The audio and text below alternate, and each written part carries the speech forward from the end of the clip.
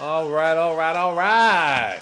This is Commissioner Big Leak, aka Big Meech, reading a text message from one of my buddies in another league, telling me he can't do a trade because so and so doesn't look good for the next couple of weeks because of injury.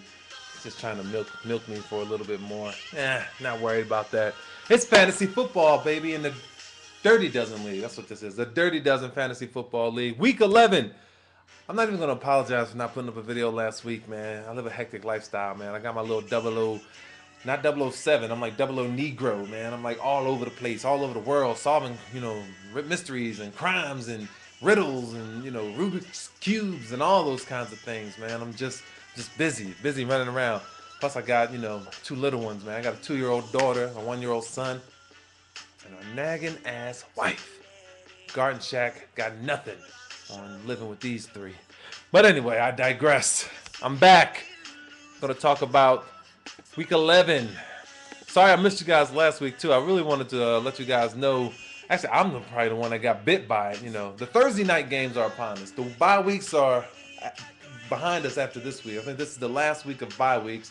And now we're right on to the Thursday night games. And I had the Chargers last week, and of course they had the Thursday night game. Seems like I keep getting snake bitten by these guys, man. I draft Phillip Rivers early, looking for a big year, an MVP type year, and instead of throwing for his usual 4,500 to 5,000 yards, he's on pace to get about 3,000, and I drafted him. I've kind of like surrounded myself with those guys.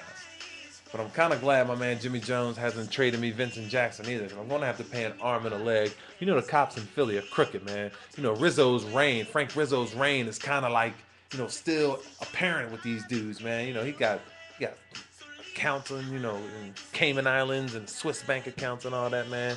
Brother's rude. Won't give them to me for nothing. But it's kind of a blessing in disguise because I'm starting to think Phillip Rivers isn't going to put it together. But again, I digress because I'm talking about myself. And this isn't about me. This is about you guys. I do this for you guys to keep you interested. Like my man Nell. Love him to death. Former champion. So don't doubt his mettle. This guy knows what he's doing, knows what it takes to get it done. Just had a lousy draft because he missed the draft. This guy's always jet setting for Labor Day and stuff, and that's when we do our draft. It's Labor Day. I'm the only one with no life on Labor Day. So, I draft. Deal with it. But no, Team Bust Your Ass actually got his first win. All right, we got to recap this. I missed this last week, man. I'm sorry. I'm like a father that missed his baby's first steps, man. I missed my man Nell's first win. It wasn't last week. He got blitzed last week, so I'm 2 weeks late. He lost 162 to 89. God damn. Tim put up 162. Who the hell scored all these points for him? Wait, let's see. Jeez. The Packers D game 36. Aaron Foster. Fucking Will, man. God, Johnny Knox. 31.6 for Aaron Foster. 34 for Brady. Man, I don't even want to go any further, man. That just ruined it for me. Fucking Will. Gave away Aaron Foster for Johnny Knox. Tim, man, you shouldn't have even accepted that, man. That's going, if you do win the championship, you're getting a Phil Jackson asterisk or whatever. And I know you don't give a damn about the asterisk. That's what we said in 99. We didn't give a damn. Because, there were 30 other teams that would have took an asterisk by their championship. They all wanted it. But we got it, and I could give a damn. I still count it as one. But I'm trying to, you're going to get an asterisk by your on your trophy. When I get it printed up, it's going to be an asterisk right on the plaque. Deal with that, cheater. See how he likes that. Team Bust Your Ass beat C. White. I'm not surprised. Beat C. White. Not surprised at all. C. White has a big-time roster. Let me just look at this. Because I bet you he started somebody who didn't play or what. I don't know. Let me see. San Antonio top notch. Ben Roethlisberger, Dexter McCluster, Ben Tate, 17.5. Victor Cruz, Jacoby Jones. All right, I'm not seeing. I mean, he benched Carson Palmer with his 29 points. Either way, not surprised to see White lost the game. But my man Nell, this is about Nell. Great pickup with Tim Tebow. Tim Tebow and Skip Bayless continue to find ways to win. LeGarrette Blount, welcome back, 8 points. Delone Carter or whatever. Delone Carter from Atlanta actually played for C. White because he had minus 1.2 points, and C. White still lost with 9 players or however many players you get on this team. Jermichael Finley, 10.4, but the Cardinals defense, was that against my Eagles? Oh, St. Louis. The Cardinals defense, 42.7 points. Phenomenal effort by the Cardinal, propelling my man Nelson to victory for the first time. 1-9. It was sweet. They probably parted their ass off in New Rochelle, I'll tell you that. But this week, Team Buster Ass is taking on, oh, this is friendly fire at its best. The two best friends here, Nelson Boyce and Carlisle Peak, with the palindromic records. One of them is 9-1, the other one is 1-9. We're gonna see who wins this game. I gotta see the preview. The pundits down at ESPN have the Gridiron Gangsters winning 126 to 116. I think they're gonna win big too. I just traded them DeMarco Murray and Lawrence Robinson too. I don't know, but I got a little bit out of that deal. I mean, those guys weren't going to play for me. But anyway, Tony Romo, Chris Johnson, DeMarco Murray, Calvin Johnson, Santonio Holmes, Steve Smith, the Lions D, and the Hanson brothers at kicker. Against Josh Freeman, Marshawn Lynch, and his beast mode, Maurice Morris. Why is he getting so much run? Maurice Morris. In my other league, somebody picked him up. He's a bum. But I guess, you might have bye week problems or whatever, so that may be what you have to do. Lewis Murphy, Jermichael Finley, the Jaguars defense, and the Cundiff boy from down in Baltimore. I don't know how this one's going to turn out. Let's just say the Gridiron Gangsters look to have their baseball bats oiled and their chains and knives sharpened. Good luck to you, Nell. You're my hero, brother. 1-9 would have gotten many other brothers in the league to quit. But you kept going. You're going to see this through. That's why you're my homie. Good luck. The Brooklyn Boys taking on Team Brungola. Team Brungola sits at 5-5, and the Brooklyn Boys entered this contest with a record of 4-6. The Brooklyn Boys are not favored in this one, even though they tote the MVP candidate himself, Senor Aaron Rodgers, and his just Superman, super heroic acts week in and week out. 36.7 points last week. Greg Jennings, one of his main targets, 16.2, and Mike Williams, 10.6.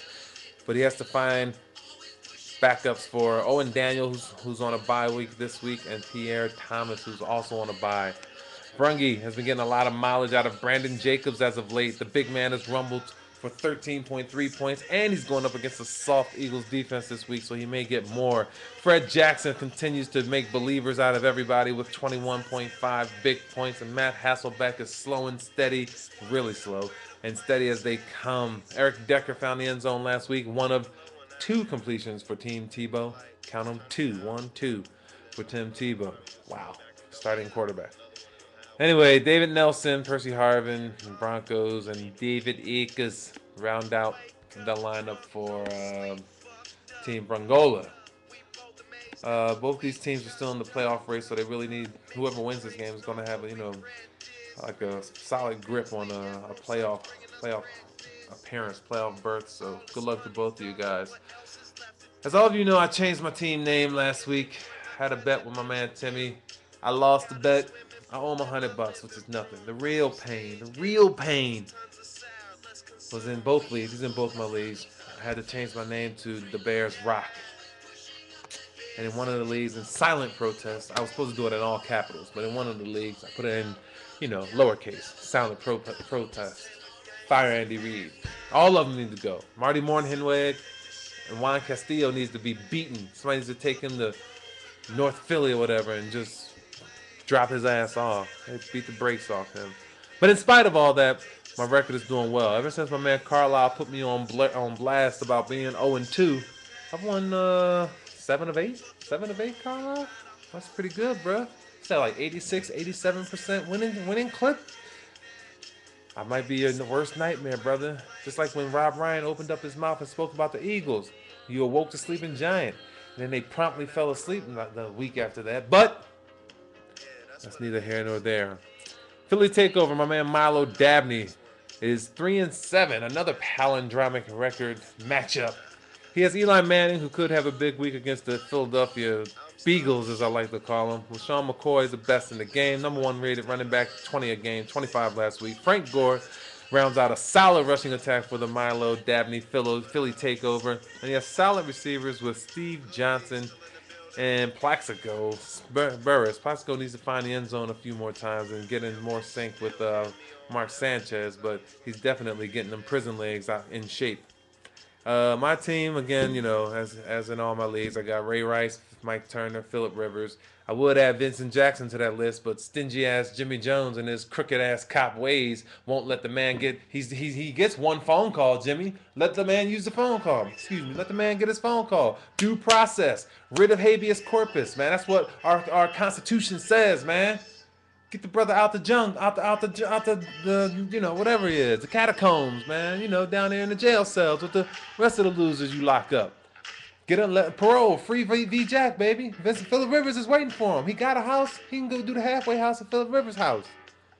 Ray Rice, Mike Turner, Dez Bryant, Mario Manningham, Tony Gonzalez, the Seahawks D this week, and Janikowski. Solid lineup, but I'm not done making some moves. I got to get ready to face some of the tougher teams in the league, and we still got to find out who they are. Gangsters. Anyway, I already actually did this game, Team Bungola. We'll go with Top Notch against Team Believe That. Team Believe That 7-3, taking on 5-5. C White. Actually, I think I did this game, but if I didn't, no, I talked about C White before. But Ben Roethlisberger is on a bye. Actually, none of these guys have set up their roster, so we don't really know who C White's gonna play. There's a surprise. Tom Brady, again, just great week in and week out. Sent a message to the Jets last week in the AFC East battle. Mendenhall's on a bye. That's not really gonna make much of a difference. I'm sure Tim is gonna swindle somebody out of another running back to keep Marion Barber company. Actually, Tim's lineup is looking a little weak this week. He has no Mendenhall, no Aaron Foster. Marion Barber's there, but AJ Green's a little banged up too. So C White, you may be able to win a game. Let's see how you do. Let's see. You may find a way to mess this one up, but we shall see. And my man Jimmy Jones, the aforementioned crooked cop out of Philly, sitting at 4-6 in the Dirty Dozen Fantasy Football League, is taking on another 4-6 competitor, my man, Mr. Michael Finley, and his Mayweather, not them again, boys, led by Matthew Stafford, Larry Fitzgerald, who crucified I don't understand. This is what makes me so mad with the Eagles. You got Larry Fitzgerald, who's one of the best, if not the best, wide receiver in the game. You signed you got 3 of the top cornerbacks in the game, one of which is getting $60 million to stop the other team's best receiver. But every time the game was on the line, we got Jaquan Jarrett, a rookie, guarding Larry Fitzgerald. We got Brian Rowe, a fucking 4-foot linebacker, guarding Larry Fitzgerald. I don't understand Juan Castillo how he doesn't use the pieces he has. We got the best corner in the game. Let him guard. That's what LL said in any given Sunday. What are you paying those big offensive linemen for? Let them block. What are you giving Nnamdi Asomugha $60 million for? Let him cover. Fire his ass. Shoot him. Get out of there. Sean Green, Larry Fitzgerald, Julio Jones is banged up. Jason Witten is short-handed as they come. We'll see who comes out of this one victorious. Both teams still in the playoff race, man. See what goes on, man. That really pissed me off there. That's what I was going through. That's how I was during the game. All these cornerbacks, but you put 2 rookies on them. A free safety and a freaking undersized linebacker. A freaking fire hydrant. Anyway, Mojo Rising versus the Trail against us. This is like the grown-up battle.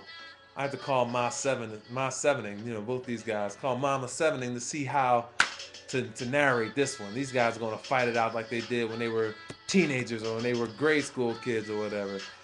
Will, the older brother, is taking on Matthew, the younger brother. One game separates these two teams, 5-5. Will has a cool 70s looking picture of looks like a 70s group that sold about 9 albums.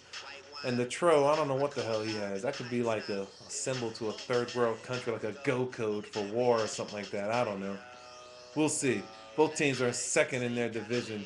This game is big for both of them as far as playoff implications go. And right now, the pundits down at ESPN have the little brother, the Tro, Coming out victorious in this one, 114 to 106. The Bears, who got 50 some odd points. The Bears. Will, who got 50 some odd points out of the Bears defense last week.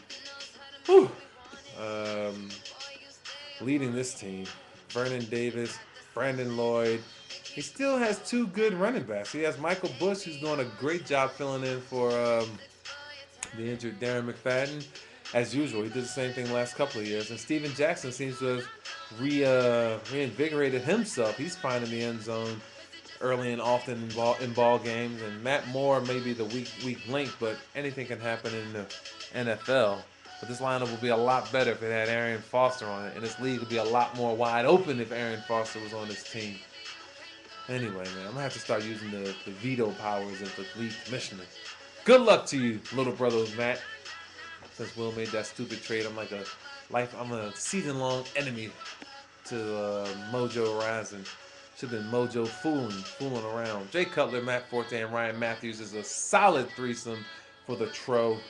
Wes Welker and Devin Hester don't hurt it a bit in the Patriots defense, even though they get torched week in and week out. Still find a way to score in the fantasy ranks. So there you have it, folks. That's the Week 11 preview of the Dirty Dozen Fantasy Football League. Make sure to tune in early because the rosters, you have to have them in by, not all of them, but whoever has a Thursday game, you have to have it in by Thursday because you will be like me last week and start guys you didn't want to start. So set your rosters early and often. The waiver wire is open to you Wednesday. First lineups have to be in Thursday. Stay on top of your leagues. Manage them to the end. Good luck. This is your commissioner screaming over and out. Good luck to everybody except whoever I'm playing this week. I'm out. Peace.